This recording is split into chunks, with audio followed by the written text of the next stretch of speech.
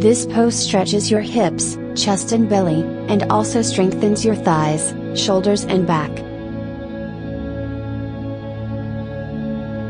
Start in a lunge pose, but with your right leg on the floor.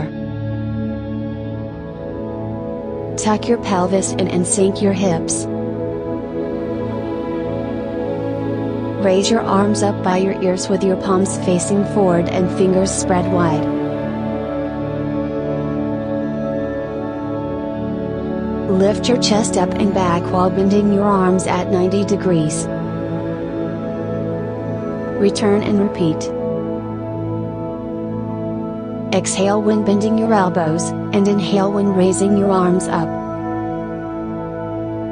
Keep your front knee facing forward. Don't let your front knee go over your toes. Your arms should be in line with your upper body.